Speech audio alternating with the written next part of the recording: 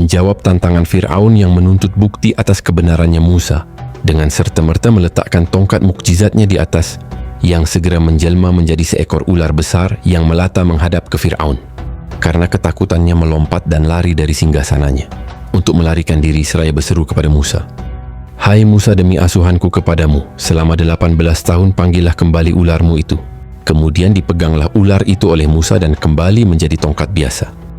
Berkata Fir'aun kepada Musa setelah hilang dari rasa heran dan takutnya, "Adakah bukti yang dapat engkau tunjukkan kepadaku?" "Ya, lihatlah." Musa menjawab serta memasukkan tangannya ke dalam saku bajunya. Kemudian tatkala tangannya dikeluarkan dari sakunya, bersinarlah tangan Musa itu menyilaukan mata Fir'aun itu dan orang-orang yang sedang berada di sekelilingnya. Fir'aun sebagai raja yang menyatakan dirinya sebagai Tuhan, tentu tidak akan mudah begitu saja menyerah kepada Musa, bekas anak pungutnya, walaupun kepadanya telah diperlihatkan mukjizatnya. Ia bahkan berkata kepada kaumnya yang ia khawatirkan akan terpengaruh oleh kedua mukjizat Musa itu, bahwa itu semuanya adalah perbuatan sihir, bahwa Musa dan Harun adalah ahli sihir yang mahir, yang datang dengan maksud menguasai Mesir, dan para penduduknya akan kekuatan dengan sihirnya itu. Fir'aun dianjurkan oleh penasihatnya yang dikepalai oleh Haman agar mematahkan sihir Musa dan Harun itu dengan mengumpulkan ahli-ahli sihir yang terkenal dari seluruh daerah kerajaan untuk bertanding melawan Musa dan Harun. Anjuran mana disetujui oleh Fir'aun, yang merasa itu adalah fikiran yang tepat dan jalan yang terbaik untuk melumpuhkan kedua mukjizat Allah yang oleh mereka dianggapnya sebagai sihir. Anjuran itu lalu ditawarkan kepada Musa, yang seketika tanpa ragu-ragu sedikit pun menerima tentangan Fir'aun untuk beradu dan bertanding melawan ahli-ahli sihir. Musa berkeyakinan penuh bahwa dengan perlindungan Allah, ia akan keluar sebagai pemenang dalam pertarungan itu. Pertandingan antara perbuatan sihir yang diilham oleh syaitan melawan mukjizat yang dikaruniakan oleh Allah. Pada suatu hari raya, kerajaan telah bersetuju untuk mengadakan hari pertandingan sihir. Maka berduyun-duyunlah penduduk kota menuju ke tempat yang telah ditentukan untuk menyaksikan perlombaan kepandaian sihir yang buat pertama kalinya diadakan di kota Mesir. Juga sudah berada di tempat ahli-ahli sihir yang terpandai yang telah dikumpulkan dari seluruh wilayah kerajaan masing-masing membawa tongkat, tali dan lain-lain alat sihirnya. Mereka cukup bersemangat dan akan berusaha sepenuh kepandaian mereka untuk memenangi pertandingan.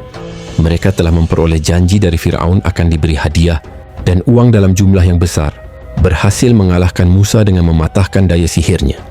Setelah segala sesuatu selesai disiapkan dan masing-masing pembesar negeri sudah mengambil tempatnya, mengelilingi Raja Fir'aun yang telah duduk di atas kursi singgasananya, maka dinyatakanlah pertandingan dimulai. Kemudian atas persetujuan Musa, dipersilakan para lawannya beraksi lebih dahulu mempertujukan kepandai sihirnya. Segeralah ahli-ahli sihir Fir'aun menunjukkan aksinya, melemparkan tongkat dan tali temali mereka ke tengah-tengah lapangan. Musa merasa takut ketika terbayang kepadanya bahwa tongkat-tongkat dan tali-tali itu seakan-akan ular-ular yang merayap cepat. Namun Allah tidak membiarkan hamba utusannya berkecil hati menghadapi tipu daya orang-orang kafir itu. Allah berfirman kepada Musa di saat ia merasa cemas itu, "Janganlah engkau merasa takut dan cemas, hai Musa. Engkau adalah yang lebih unggul dan akan menang dalam pertandingan ini. Lemparkanlah yang ada di tanganmu segera." Para ahli-ahli sihir yang pandai dalam bidangnya itu tercengang ketika melihat ular besar yang menjelma dari tongkat Nabi Musa dan menelan ular-ular dan segala apa yang terbayang sebagai hasil tipu sihir mereka. Mereka segera menyerah kalah, bertunduk dan bersujud kepada Allah di hadapan Musa seraya berkata, "Itu bukanlah perbuatan sihir yang kami kenal yang diilhamkan oleh syaitan, tetapi sesuatu yang digerakkan oleh kekuatan gaib yang mengatakan kebenaran kata-kata Musa dan Harun. Maka tidak ada alasan bagi kami untuk tidak mempercayai risalah mereka dan beriman kepada Tuhan mereka sesudah apa yang kami lihat dan saksikan dengan mata kepala kami sendiri." Fir'aun raja yang angkuh dan sombong, yang menuntut persembahan dari rakyatnya sebagai Tuhan, segera membelalakkan matanya tanda marah dan jengkel melihat ahli-ahli sihirnya begitu cepat menyerah kalah kepada Musa, bahkan menyatakan beriman kepada Tuhannya dan kepada kenabiannya serta menjadi pengikut-pengikutnya. Tindakan mereka itu dianggapnya sebagai pelanggaran terhadap kekuasaannya, penentangan terhadap ketuhanannya, dan merupakan suatu tamparan bagi kewibawaan serta prestasinya. Ia berkata kepada mereka, "Adakah kamu berani beriman kepada Musa dan menyerah kepada keputusannya sebelum aku izinkan kepada kamu? Bukankah ini suatu persekongkolan daripada kamu terhadapku? Musa dapat mengalah kamu sebab ia mungkin guru dan pembesar yang telah mengajarkan seni sihir kepadamu dan kamu telah mengatur bersama-samanya tindakan yang kamu sandiwarakan di depanku hari ini. Aku tidak akan tinggal diam menghadapi tindakan khianatmu ini. Akan kupotong tangan-tangan dan kaki-kakimu, serta akan kusalibkan kamu semua pada pangkal pohon kurma. Sebagai hukuman dan balasan bagi tindakan khianatmu ini, ancaman Fir'aun itu disambut mereka dengan sikap dingin dan acuh tak acuh, karena Allah telah membuka mata hati mereka dengan cahaya iman, sehingga tidak akan terpengaruh dengan kata-kata kebatilan yang menyesatkan atau ancaman Fir'aun yang menakutkan mereka. Sebagai orang-orang yang ahli dalam ilmu dan seni sihir, dapat membedakan yang mana satu sihir dan yang mana bukan, maka sekali mereka diyakinkan dengan mukjizat Nabi Musa yang membuktikan kebenaran kenabiannya, tidaklah keyakinan itu akan dapat digoyahkan oleh ancaman apapun. Berkata mereka kepada Fir'aun menanggapi ancamannya, "Kami telah mendapatkan bukti-bukti yang nyata, dan kami tidak akan mengabaikan kenyataan itu sekadar memenuhi kehendak dan keinginanmu. Kami akan berjalan terus mengikut jejak dan tuntutan Musa dan Harun sebagai pesuruh oleh yang benar.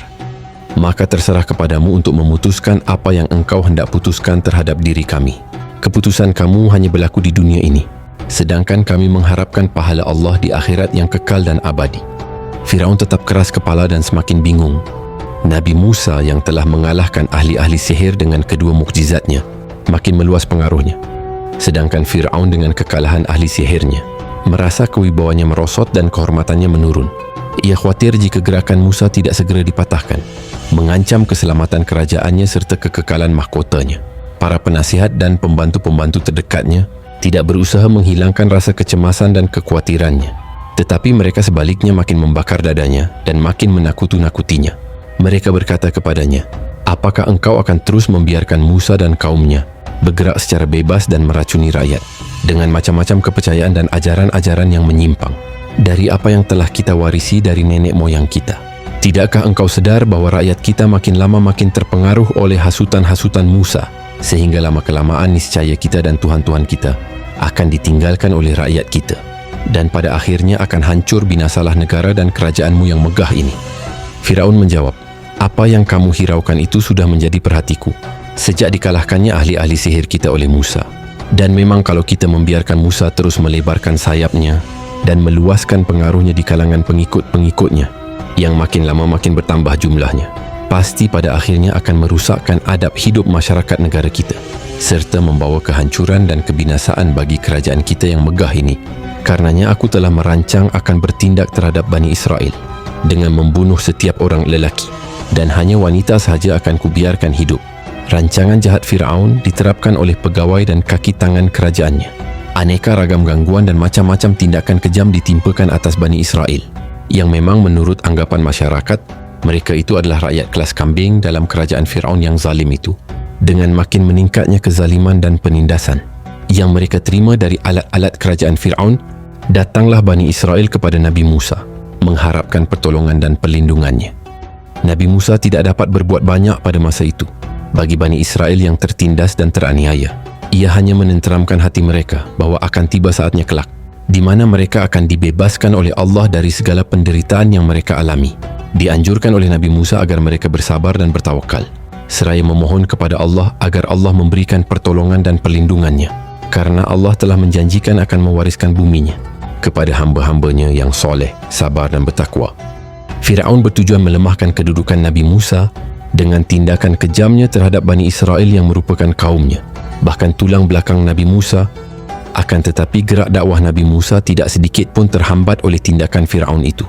Demikian pula tidak seorang pun daripada pengikut-pengikutnya yang terpengaruh dengan tindakan Firaun itu, sehingga tidak menjadi luntur iman dan keyakinan mereka yang sudah bulat terhadap risalah Musa, karena sasaran yang dituju dengan tindakan kekejaman yang tidak berperikamanusiaan itu tidak tercapai, dan tidak dapat menerima dakwah Nabi Musa dan para pengikutnya yang dilihatnya bahkan semakin bersemangat menyiarkan ajaran iman dan tauhid. Maka Firaun tidak mempunyai pilihan selain harus menyingkirkan orang yang menjadi pengikutnya, yaitu dengan membunuh Nabi Musa. Firaun memanggil para penasihat dan pembesar-pembesar kerajaannya untuk bermusyawarah dan merancang pembunuhan Musa. Di antara mereka yang diundang itu terdapat seorang mukmin dari keluarga Firaun yang merahsiakan imannya. Di tengah-tengah perdebatan dan perundingan yang berlangsung dalam pertemuan yang diadakan oleh Firaun untuk membincangkan cara pembunuhan Nabi Musa itu, Bangkitlah berdiri mukmin itu mengucapkan pembelaannya terhadap Nabi Musa dan nasihat serta tuntunan bagi mereka yang hadir. Ia berkata, apakah kamu akan membunuh seseorang lelaki yang tidak berdosa hanya berkata bahawa Allah adalah Tuhannya? Padahal ia menyatakan iman dan kepercayaannya itu kepada kamu. Di tengah-tengah perdebatan dan bukan tanpa dalil dan hujjah, ia telah mempertunjukkan kepada kamu bukti-bukti yang nyata untuk meyakinkan kamu akan kebenaran ajarannya. Jika andainya dia seorang pendusta, maka dia sendirilah yang akan menanggung dosa akibat dustanya. Namun jika ia adalah benar dalam kata-katanya, maka niscaya akan menimpa kepada kamu bencana azab yang telah dijanjikan olehnya. Dan dalam keadaan yang demikian, siapakah yang akan menolong kamu dari azab Allah yang telah dijanjikan itu? Fir'aun memotong pidato orang mukmin itu dengan berkata, rancanganku harus terlaksana dan Musa harus dibunuh. Aku tidak mengemukan kepadamu melainkan apa yang aku pandang baik. Dan aku tidak menunjukkan kepadamu melainkan jalan yang benar, jalan yang akan menyelamatkan kerajaan dan negara. Berucap orang mukmin dari keluarga Fir'aun itu melanjutkan, sesungguhnya aku khawatir jika kamu tetap berkeras kepala dan enggan menempuh jalan yang benar yang dibawa oleh para nabi-nabi, bahwa kamu akan ditimpa azab dan seksa yang membinasakan, sebagaimana telah dialami oleh kaum Nuh, kaum Ad, kaum Samud dan umat-umat yang datang sesudah mereka. Apa yang telah dialami oleh kaum-kaum itu adalah akibat kecongkakan dan kesombongan mereka karena Allah tidak menghendaki berbuat kezaliman terhadap hamba-hambanya. Mukmin itu meneruskan nasihatnya, wahai kaumku, sesungguhnya aku khawatir akan menerima seksa dan azab Tuhan di hari kiamat kelak, di mana kamu akan berpaling ke belakang. Tidak seorang pun akan dapat menyelamatkan kamu itu dari siksa Allah. Hai kaum, ikutilah nasihatku. Aku hanya ingin kebaikan bagimu dan mengajak kamu ke jalan yang benar. Ketahuilah bahwa kehidupan di dunia ini hanya merupakan kesenangan sementara, sedangkan kesenangan dan kebahagiaan yang kekal adalah di akhirat kelak. Orang mukmin dari keluarga Fir'aun itu tidak dapat mengubah sikap Fir'aun dan pengikut-pengikutnya, walaupun ia telah berusaha dengan menggunakan kepintaran berpidatonya dan susunan kata-katanya yang rapi, lengkap dengan contoh-contoh dari sejarah umat-umat yang terdahulu, yang telah dibinasakan oleh Allah karena perbuatan dan pembangkangan mereka sendiri. Fir'aun dan pengikut-pengikutnya bahkan menganjurkan kepada orang mukmin itu agar meninggalkan sikapnya yang membela Musa dan menyetujui rancangan jahat mereka. Ia dinasihat untuk melepaskan pendiriannya yang pro-Musa dan mengabungkan diri dalam barisan mereka menentang Musa dan segala ajarannya.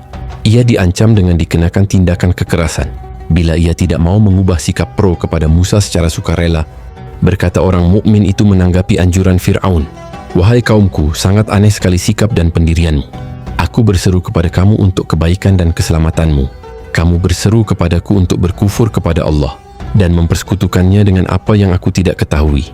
Sedang aku berseru kepadamu untuk beriman kepada Allah, Tuhan yang Maha Esa, Maha Perkasa, lagi Maha Pengampun. Sudah pasti dan tidak dapat diragukan lagi bahwa apa yang kamu serukan kepadaku itu tidak akan menolongku dari murka dan seksa Allah di dunia maupun di akhirat. Dan sesungguhnya kamu sekalian akan kembali kepada Allah yang akan memberi pahala syurga bagi orang-orang yang soleh, bertakwa dan beriman. Sedang orang-orang kafir yang telah melampaui batas akan diberi ganjaran dengan api neraka. Hai kaumku, perhatikanlah nasihat dan peringatanku ini. Kamu akan menyadari kebenaran kata-kataku ini kelak, bila sudah tidak berguna lagi orang menyesal atau merasa susah karena perbuatan yang telah dilakukan. Aku hanya menyerahkan urusanku dan nasibku kepada Allah. Dialah yang maha mengetahui dan maha melihat perbuatan dan kelakuan hamba-hambanya.